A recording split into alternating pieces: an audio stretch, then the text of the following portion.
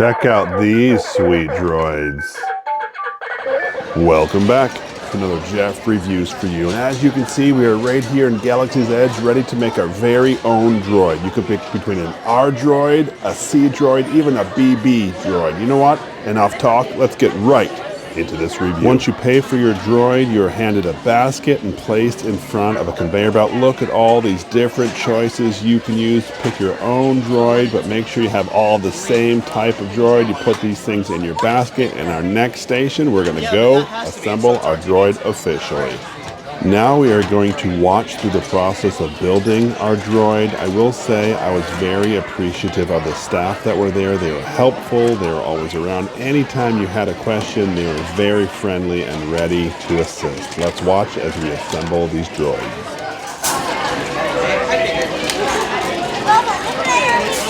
Good job, kid.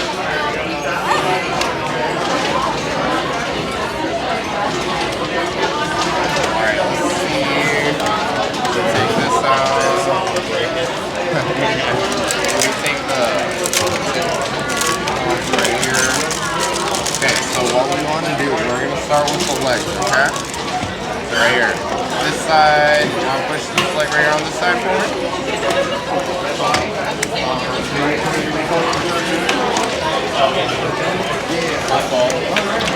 So yeah, we're going to grab two of these. Right here on the side.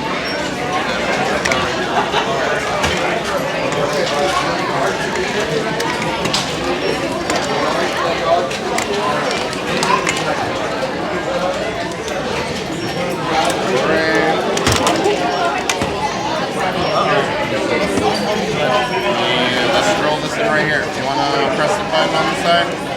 Right. There you go. And do the other side right here.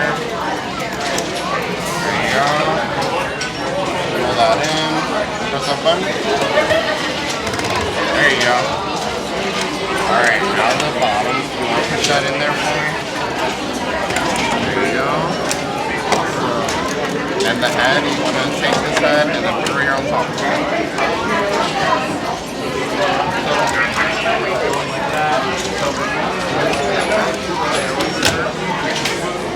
Be careful, hold on. You're going to pop the head on with the eye facing you. Okay, so make sure that eye is facing you. And then just go ahead and pop it on top.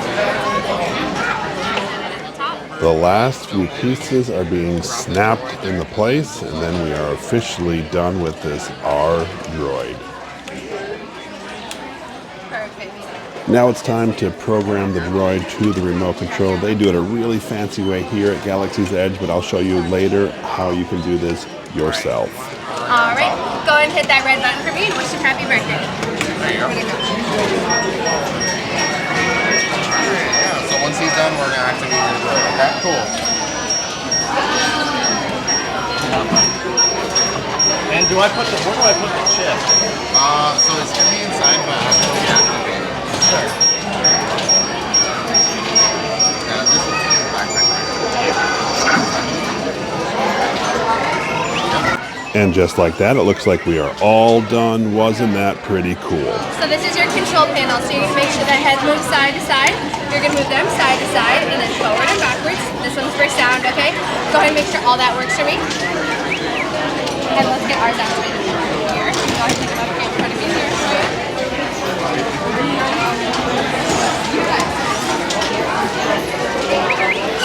All right, hit that. Now that we've made sure the controls of our droid works just like they are supposed to, it is time to officially install the personality chip right here at the front of the droid. This shell, the body, yeah. I gotcha. Sorry. While we were there, we also built a couple of BB units and ended up purchasing a C unit that I'll show later on in this video. Yeah, so we're going to put this under the head right here. You're going to slide these into the bottom and then go ahead and press that in at the top for me, okay? There you go. I tell you what, initially these BB units are hard to control, but the technology is absolutely amazing. Wasn't that a sweet experience? But you know what? I'd love to hear from you. What are your thoughts? Let me know down in the comment section below. I would love to hear from you. Now we're going to go into some more detail about each of these droid types. First, we have the R unit, which really just looks like R2-D2. We can make the head turn, we can make it go left to right, even front to back, plus we can make it talk. Doesn't that sound awesome? Of course, we have our slot for our personality chip right here in the front. Let's see what he sounds like without the chip. To me, that sounds just like R2-D2, but let's put the chip in to see the difference in sound. It's hard to get that in there with big fingers, but let's listen to the difference now. Sounds similar, but there are slight differences. When you build this at Galaxy's Edge, you get just a plastic dome here. Let's pop it off. It just pops up.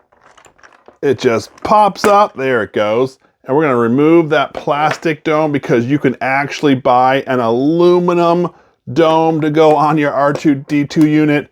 Doesn't that look sweet? I should say that the aluminum dome does all the same things as your plastic dome. It just costs you an additional $30. As you saw from the assembly video, which are screwed in at the side, slid in down here at the bottom, and you can customize these colors here on the front. They do sell other accessories to go with these units as well. Let's talk pricing for these droids. If you want just the droid by itself, it retails for right around $120. If you want to upgrade it to have the personality chip plus the portable travel backpack, you're going to pay $200 for the upgrades. The cool thing is when you have your droid in the backpack, they actually interact with other droids, and they have this open flap in the front where the droids can pop their heads out and talk to each other as you go through the park. Pretty cool. Now, if you don't want the droid exposed, you can zip up that flap. We're gonna look at is the C type, and this is actually a replica of Chopper. So we know this top green button, we can move the head around. Down here, we can actually move the droid left to right. We have some sound buttons, and of course, a backwards and forwards. Right here in the front is where we put our personality chip. Let's see what it sounds like without it. Wow, that sounds pretty cool. Now let's put our chip in and see if it sounds any different. Ready to hit that button? Oh yeah, it definitely has a different sound to it.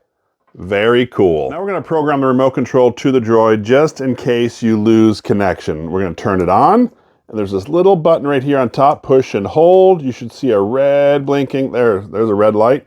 Now we're going to hold these two buttons down here, the top two on the remote, push and hold.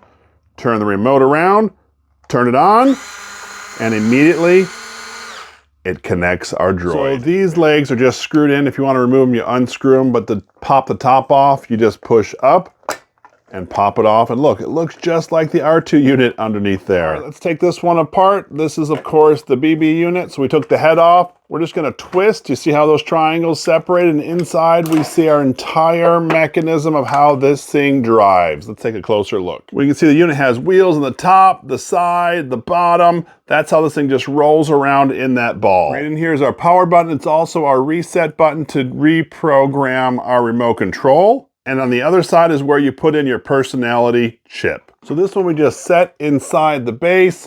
We're gonna spin this around till we find our red triangle. There it is. We put the cap on, line them up slightly, and then twist it into place. All right, now that we have the ball together, we're gonna set the head here right on top and use the remote control to align the head to make sure it is ready to go. Now it's on top. Let's listen to this thing. Wow, very cool. So in theory, whatever direction the eye is looking is where it's gonna drive to, okay? This one's a little more complicated to drive, so we're gonna get it open on the ground and set this thing up. Let's test drive these things. So you can tell right now that I'm on a carpet. I found that the BB units work better when they're on the carpets. It looks like my BB unit just separated from the remote, so I'm gonna have to reprogram it. Now that we're recalibrated, you're gonna actually see the other droids talking from time to time. That's just what they do. So I'm facing forward, let's drive. Now if I wanna turn around and come back the other way, I gotta turn my head, face this direction. Oh, I went the wrong way. I will say the BB unit is cool, but it's definitely more difficult to control. I've gotten way out of screen here. Let's come back. All right, here we go. It is cool to watch and drive, but it is tough. You can actually, if you get really good at it, you can start turning while you're driving, and so that's a pretty advanced move, but just check how that ball spins around with that topper on there as the head. Pretty neat. I do find, like I said, that the BB unit works a whole lot better on carpet than it does on slick floor. The R unit works okay on carpet, but it goes a whole lot slower. You can see how it's barely turning, and I get stuck from time to time, but let me tell you, when that thing's on wood floor, it zooms.